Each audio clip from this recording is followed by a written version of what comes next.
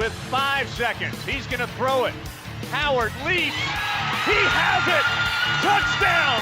Carolina back from the dead to tie the game with 2 seconds to go. Snap back, spot down. The kick is cleanly away. It is good. And Nick it's Weiler with a Yes, sir. 54-yard field goal. And how about them Tar Heels? They do it. Here's Kupak. Gives off to Amos. He's got it. He's Unbelievable. Unreal. Jordan back to kick. It's blocked again. Picked up. It'll be a touchdown, Carolina, for Bracey Walker. He blocked his second punt and scores his second touchdown of the season. It's 14-13. Mr. Jordan beat Mr. Walker. Bernard fields it at the 26. Heading to the far side. Gio at the 35. Gio, he's at the 50. No, he's not. Yes, he is. Gio, he's going to take it for a touchdown. Are you kidding me? This is the Heel Tough Blog Podcast on Spreaker.com. Hey guys, and welcome into this edition of the Heel Tough Blog Podcast. Anthony Pagnotta with you guys as always. And we got a fun little discussion topic that we're going to be talking about tonight. Just going to be a little short podcast where we'll go and look at the Post and Courier's Gene Sapakoff, who rated the SEC and ACC head coaches, and we'll discuss where he listed Mack Brown. We'll yell at him a little bit for being a moron, and then we'll circle back around and talk a little bit about where I have Mack Brown ranked. And to do that, we'll welcome in Josh Marlowe, who's going to be along with us. The co-host, as always, he's going to be here to discuss what's going on. So, I don't know if you saw this.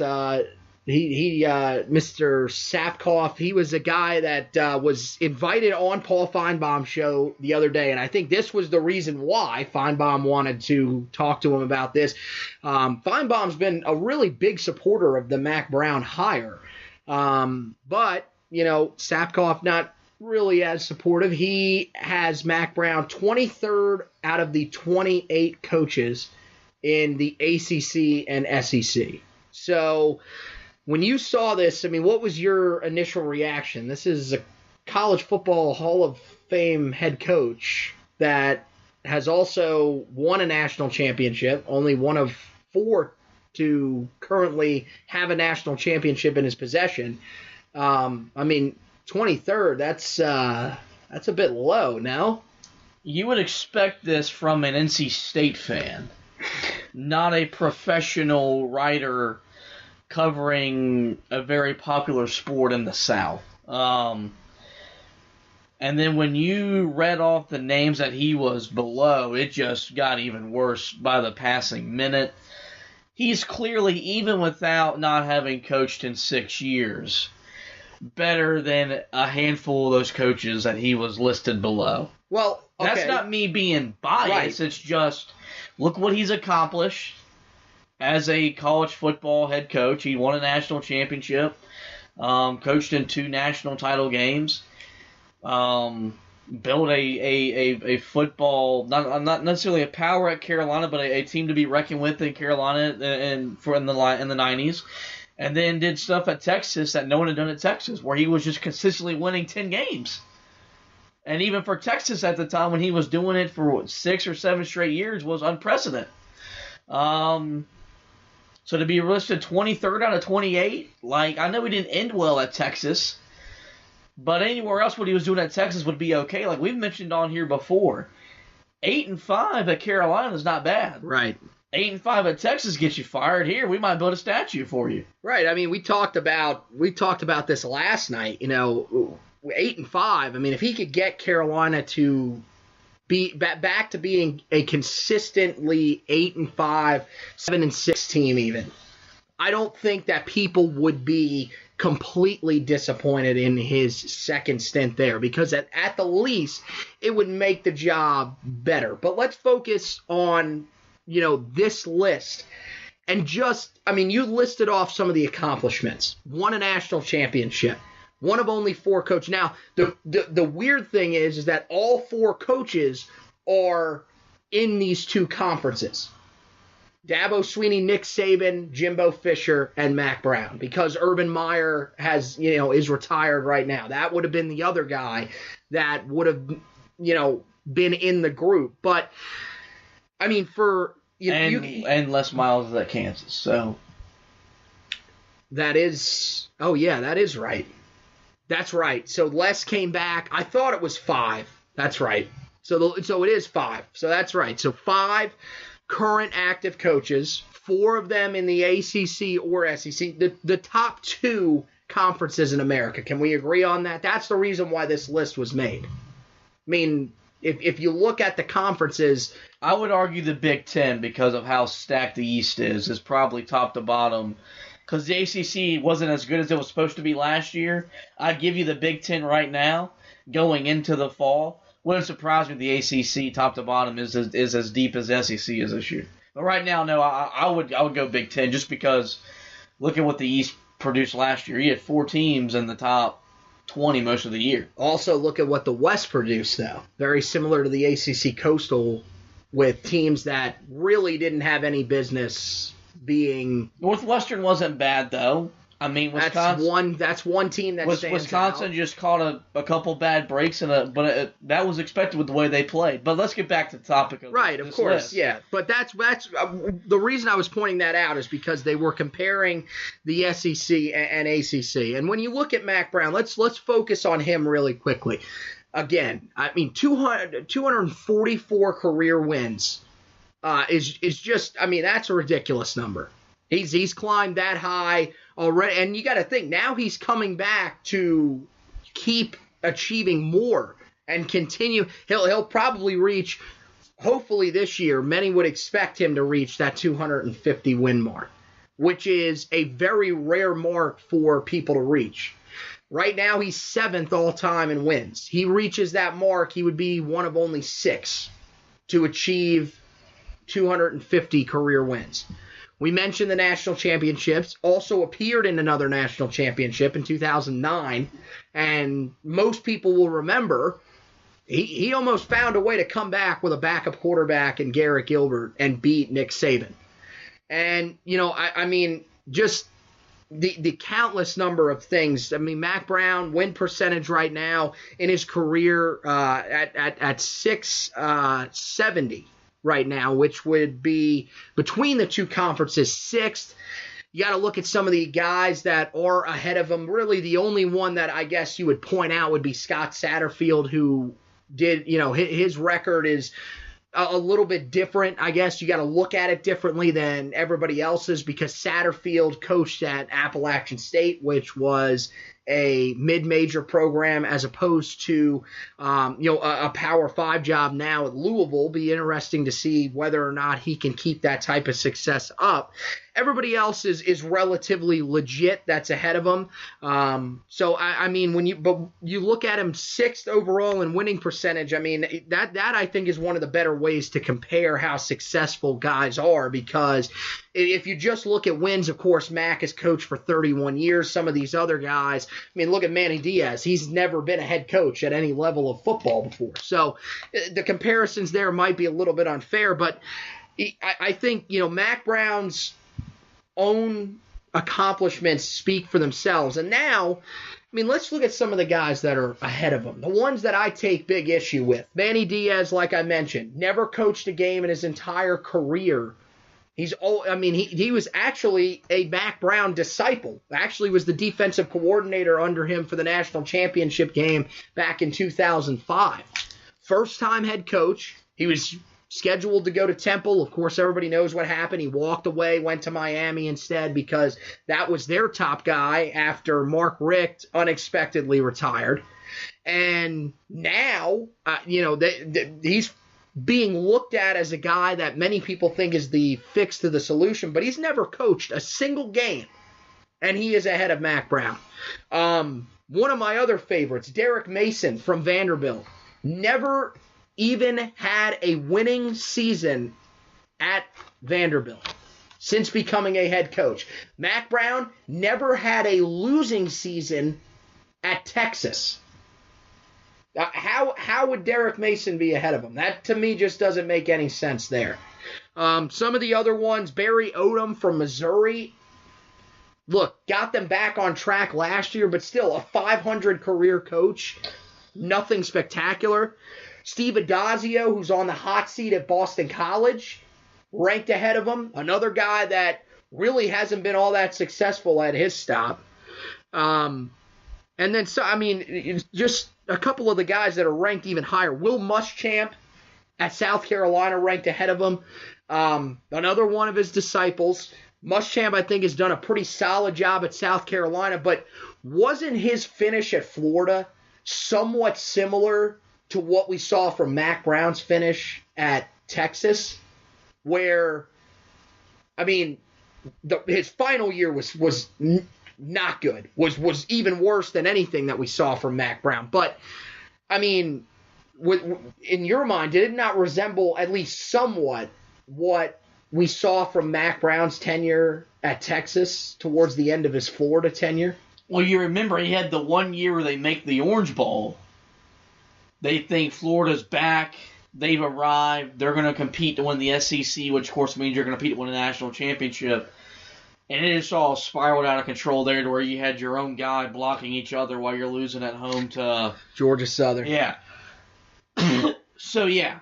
Muschamp, who I think is a really good fit for South Carolina. Right.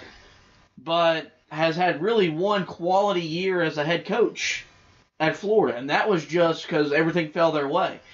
Manny Diaz, guy like you said, he's been a head coach for months. That's it. Right. He's still learning how to run a program. Oh, and by the way, you're gifted one of the most historic programs in the country with unlimited funds and money. Can we focus on Diaz just for a quick second here? Who of the two has been better on the recruiting trail since arriving to their destination? Oh, Mack Brown is killing him in the recruiting game. So you got that makes no sense. How about Derek Mason? What explanation is there? Only explanation. I like Derek Mason. I've been a support. You know that. You've wanted him fired at Vanderbilt for a couple years now. I've said stick with the guy. I like the fact that he's a defense-first guy. But, what? How do you rank him ahead of Mack Brown? You don't if you're smart. And look, he's done not as good as James Franklin did there at Vandy. That was a tough ask, though. But also look at how bad the SEC East was when James Franklin was there. Georgia wasn't Georgia. Florida was, Muschamp was there. Tennessee still sucked. South Carolina was winning 11 games 3 years, but not even making the SEC championship game. That tells you how bad that division was when Franklin was winning 9 games there. So Mason's done a really good job. It's Vanderbilt. It's hard to win there at any sport because of the academic requirements to get into that university. But to rank him in front of a guy who's won 244 games in a national championship and has coached a Heisman Trophy winner, you should be fired.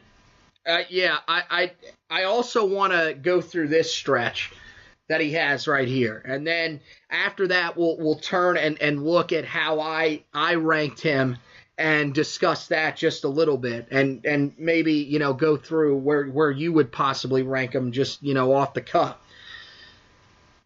Number 7 on his list, after a pretty solid start. He's got Dabo Swinney first, Nick Saban second, Dan Mullen third, which that's a whole nother issue.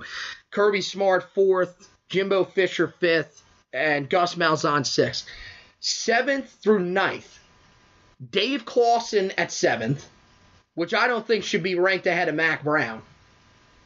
Dave Doran in 8th, and Pat Narduzzi in 9th. Okay, Dave Doran is probably the best of the group. Now, his career record will be helped by his time at Northern Illinois. He's done some solid things at State, but still has not had a 10-win season there. They haven't had one in program history. They have not won double-digit games ever in program history. So I understand that Dave Doran has done some good things, but he's also had ridiculous amounts of talent that have gone in the NFL draft and hasn't done much with it. So, I'm not seeing where you see him as a top 10 guy.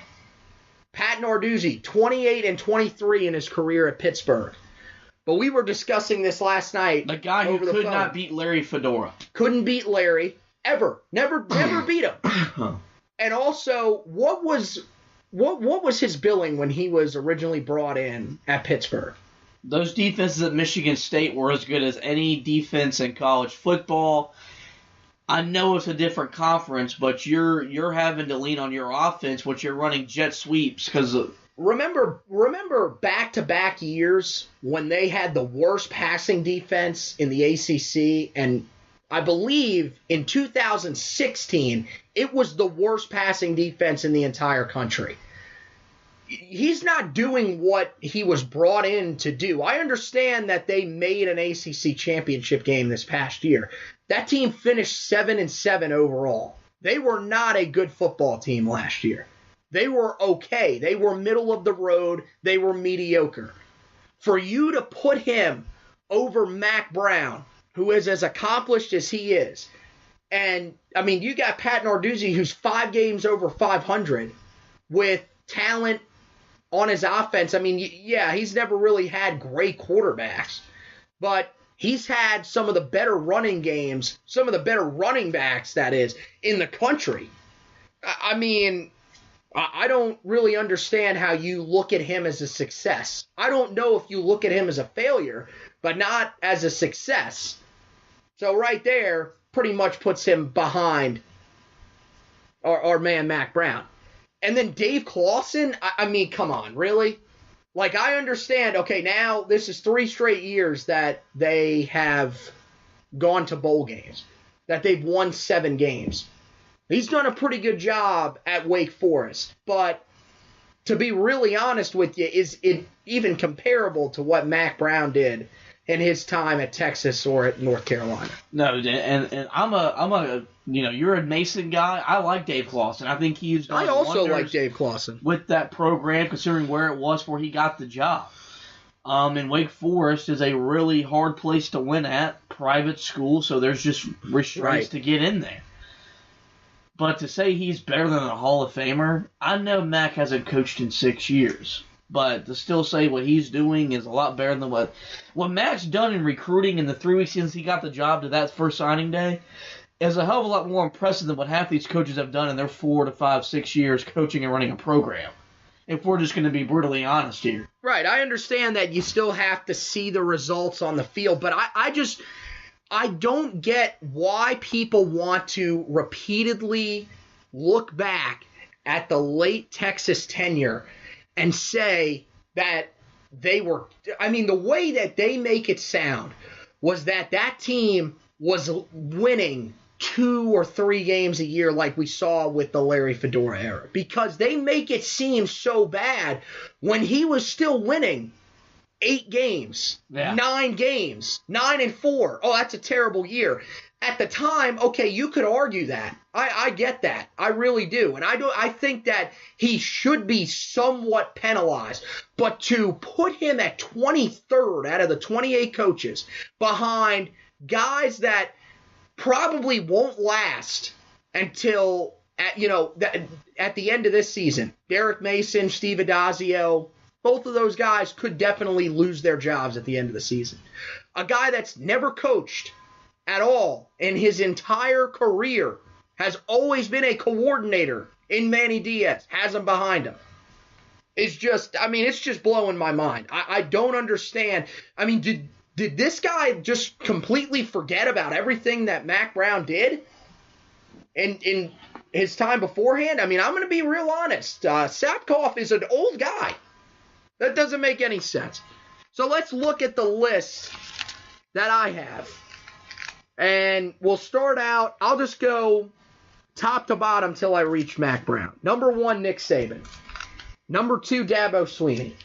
Number 3, Kirby Smart. Number 4, Jimbo Fisher. Number 5, Gus Malzahn. Number 6, Mac Brown. Do you have any issue with any of the guys that I've put ahead of Mac Brown? Ahead of him, no. I'd have it reordered. Okay, that's fair. I would throw Dan Mullen in front of him. Really? I have Mullen at 7. Because what Mullen did at Mississippi State. Okay, but Dan Mullen never reached an SEC title game. He's never even played in an SEC title game. That's the thing. Now, I understand. Mississippi State ranked number 1 in the country. I understand that. Now, granted, let's be honest. Had a once-in-a-generation talent at the quarterback position. Dakota Rain Prescott is just here we go. Setting up a legendary NFL career with the Dallas Cowboys. But I think what he did there... Good God. And what he looks like he's going to do at Florida with a roster that Jim McElwain just screwed. I don't know how to say it any more nicely. Central Michigan's Jim McElwain, ladies and gentlemen. I would put Dan Mullen in front of Mac Brown. Okay, the argument that I have... And I'd have him ahead of Kirby. Just because we've seen Kirby Smart be really good for 2 years. Okay, Kirby has made a national championship game right off the cuff. It's been 2 years. Dan Mullen. So you actually think that Dan Mullen has been more impressive than Kirby Smart? Over his career as a head coach, yes. Does Kirby Smart go to Mississippi State and have them ranked number 1 in the country? I think he definitely does. I don't. He's a better recruiter than Dan Mullen is, hands down. Not even close. Ooh, even close. Give Dan Mullen time. The problem that I have with Dan Mullen, and the reason that I have Mac ranked ahead of him, because we're going to focus on that part of it, is you look at the struggles that Dan Mullen has had against top 25 teams. I don't know the record right offhand, but it is not good. Again, it is not good at all. Again, look at where he was before he got to Gainesville. Still. The fact that he was playing in meaningful games at Mississippi State he deserves a statue. They should rename the stadium. They should rename the city. That's how impressive what he did there was. But I don't think it's more impressive than what Mac Brown did over his time, turning Carolina into a potential It's harder to win at Mississippi State than it is at North Carolina. Ooh, I don't know about that. Because you're in the SEC West, you're in the ACC Coastal. But Dan Mullen is the best coach in college football without a national championship. Oh my gosh! Wow. As a head coach, that is look a very bold statement. Look what he did with Tim Tebow, a guy who, if we're being honest, outside of throwing the ball past 30 yards, was not a quarterback. I mean, I get that, but I mean, if we're looking at head coach comparisons here, I mean, it's just, to me, Mac Brown has the better track record. I just have him behind because he hasn't coached in 6 years. Whereas Dan Mullen was building Mississippi State. It is fair. Look what he did to that Florida team. No one thought he'd win 9 games year 1 at Florida. I mean, I just... Yeah, but I caution. And now they're set up. I don't agree with you with Kirby. It's set up now for the next. What are we going to say? Probably the next decade. That the Georgia-Florida game is going to determine who plays Alabama to go in the SEC championship game. That's kind of what it looks like those two horses are going to. So, didn't Georgia win the game this year? Yes. So that's just. That's probably going to be the best rivalry in college football for the next decade. Yeah, and I just think Mullen was the right hire when they fired McElwain, which was long overdue. Oh, I believe it was the right hire. So, I am a Dan Mullen guy. Yeah, I really like Dan Mullen, but I just there are some concerns with him. The recruiting mindset. Yes, it worked at Mississippi State. That mindset is not going to work at Florida. But it's a different mindset. It's a different mindset extremely high because he's at Florida. So now you don't have to. You're going to get the better talent. And here's the thing: he developed lesser talent than Mississippi State. What do you think he's going to do with elite talent? Let's look at where Mississippi State is in 5 years right now. When they fired Jim Moorhead. I mean, there were people that thought that they would potentially be better last year and than that's any moronic. year. I think Moorhead is a good head coach. So that's why I would put Dan Mullen in front of. I'd probably, when I first heard him, when you said that guy had him third, I was like, whoa. I don't know if I have him 3 because Jimbo won a national championship, and I think Jimbo's going to do a lot of really good things at A&M. Malzahn's done a lot of really good things at Auburn, but Auburn has these expectations that are unrealistic. And the fact that what he's doing there isn't good enough is kind of what Mac Brown was at Texas when they fired him, or when they just mutually parted ways. Mm-hmm. No, he's winning 10 games every other year, going to SEC championship games every 3 years. That's good enough for you.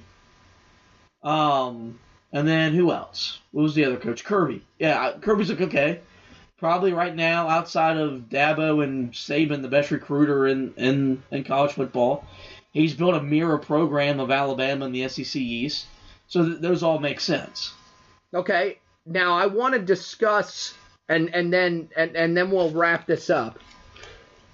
Mac and Gus, because that was the one that I kind of went back and forth on a little bit, because their resumes are kind of similar. You just look at winning percentage. You look at one national championship win, another national championship appearance. I think that Gus, because Mac took the time off, that's the reason that I have him ahead of him. But I think it's really close just because, you got to think, this is a guy that has been on and off between being fired and, receiving a lifetime contract. It seems, just because he's up and down, he's all over the place at Auburn. So, when you look at him and Mac, Gus, do you have Gus ahead of Mac, or would you put Mac ahead of him just because of everything that Mac has accomplished? It's hard because Gus has done a lot of good things since Mac Brown got out of the game. Mm-hmm. Beat Alabama to make an SEC championship game. Won an SEC champion, or no, they lost the SEC championship game to Georgia. But it's also, like you said, it's the Jekyll and Hyde, because one year they're winning 10, 11 games, next year they're barely winning 8. Right. Or less than that sometimes. Oh, yeah. So I would probably, because there's not been the consistent flat 9, 10, 11 wins, it's like, okay, 11, but then it's 7, then it's 10, but then it's 8. I would probably give Mac, because Mac was always just, okay, once the streak of consecutive double-digit wins ended, they were still winning 8 or 9 in Texas. It ultimately just wasn't good enough. So I'd probably slate him in front of him. Because like you said, we're entering another year where Gus Malzahn, his job's on the line. Well, let's be really honest. I think his job's on the line every year now. Even heading into last year, there were people that said his job's still probably on the line. So I'd probably go Saban, Dabo, Fisher, Mullen, Smart, Brown, Malzahn. So you would actually have Mac Brown at the same spot that I have him. Yeah. And 6th. It would just I was okay with where you had Mac. Right. I just had issues where you had other coaches. Okay. Well, that's fair. And look, it's this time of year. Yeah. So we're going to be getting into this a ton. There's so many things that are going on around Carolina football that we're going to have to update. I wanted to mention this really quickly before we get off. I put out the polls for the 3 biggest position group battles that we'll see come fall camp. I wanted to update you guys on the results. I wanted your reaction on these too. Sam Howell in a landslide to win the quarterback battle. That kind of shocked me a little bit, because I feel like the quarterback battle is going to be extremely close. Like, does this not feel like another one that's going to extend into the regular season, barring someone really just having a fantastic ball? I think Mac has seen enough college football to understand that it's really hard to win with 2 quarterbacks. I'm not saying that, but what I'm saying is could this carry over into that first game against South Carolina? Do you think that they could, that more than likely I would say they'd have it down to 2? I I think when we go to Charlotte, barring an injury, we have our quarterback. Okay. The number 2 cornerback position, closer than a lot of people would probably think. That one went to Greg Ross, but it was 56% for Greg Ross, 44% for Trey Shaw. No one voted other, which I was kind of shocked. I thought somebody would maybe throw another name in there. Greg Ross had reportedly, according to a lot of people, really good spring. Played good in the spring game. Trey Shaw is a guy that we heard a lot about when he was originally on campus as an early enrollee, his true freshman year in 2016, and we just haven't really heard a lot from him since. So, at that position, I mean, Greg Ross, that's probably your guy right now, just because of everything that's taken place there with Sales leaving, Cotman leaving. That's probably where they're going to go in your mind as well, right? Yeah. That makes the most sense. And then right guard was another one that was interesting. Joshua Ezeudu started the spring game at right guard. The scrimmage a week before, he was also the starter at right guard, ahead of William Barnes, who was originally the guy that began spring camp at that starting right guard position. Now, again, we heard before spring camp, Max said, well, we're not going to have first team, second team, third team. That's not true. That's just how it always works out. You're always going to have your first team, second team, and third team. It's just going to figure itself out as it goes along.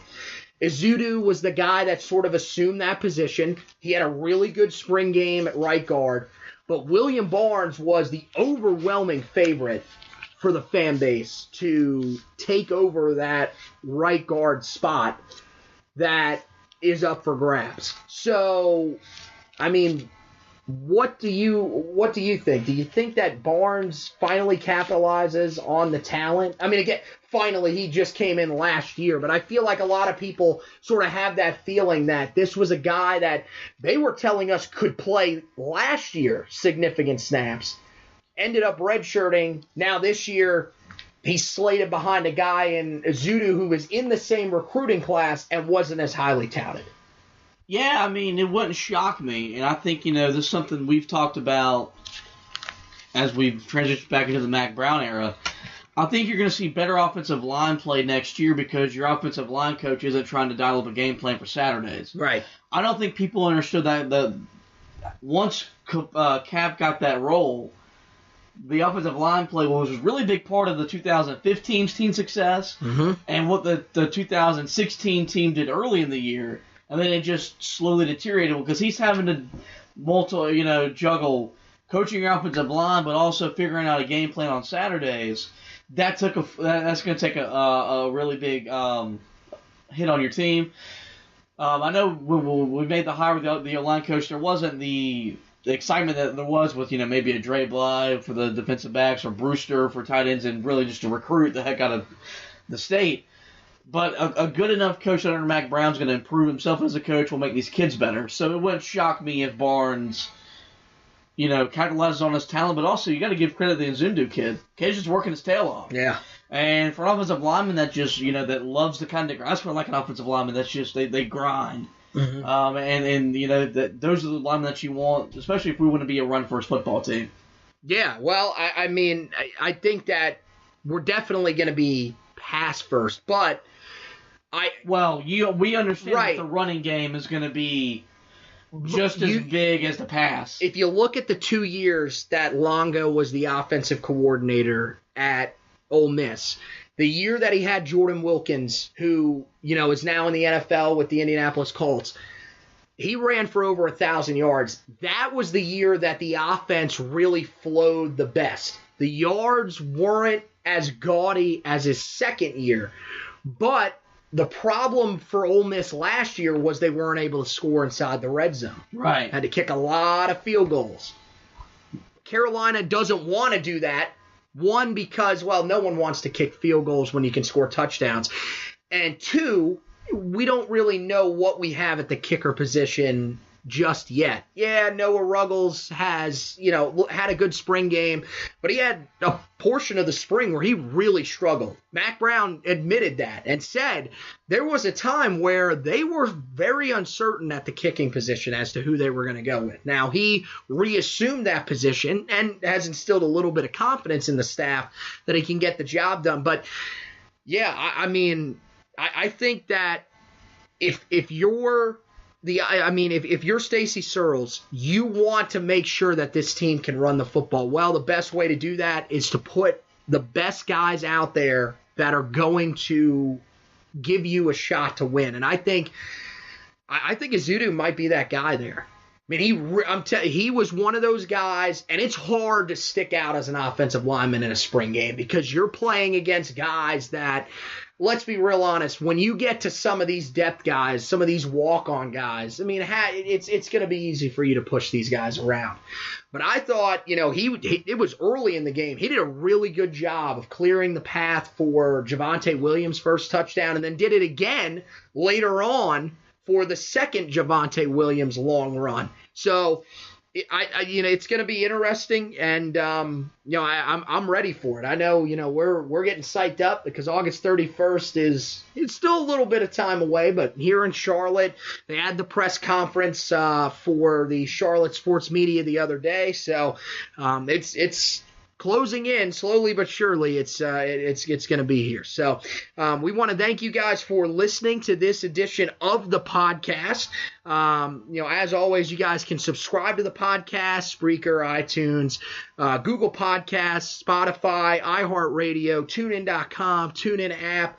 You got radio.com. There's plenty of places that you can find it. Anywhere that you find podcasts, you can find the Heel Tough Blog podcast. The other place that you can find it is on the website, www.heeltoughblog.com. You can subscribe to our newsletter by scrolling down to the bottom and typing in your email and hitting subscribe. You can also check out all of the different blog articles. We have the weekly storylines article that was just released today. We're going to start bringing that back. Got a special article that we're writing that's going to be coming out pretty soon that will sort of dive deeper into the quarterback battle, try to get you guys a little more informed on these guys and as to, sort of allow you to form your own opinion as to who you think is going to win the starting job. And, of course, there's also some other great stuff on there. One of the other articles that got a lot of run, if you guys want to check that out, Tavian Feaster, could he end up at Carolina? That was one that a lot of people really got into. So, want to thank Josh once again for joining me. Thank you guys for listening once again. And as always, go Tar Heels.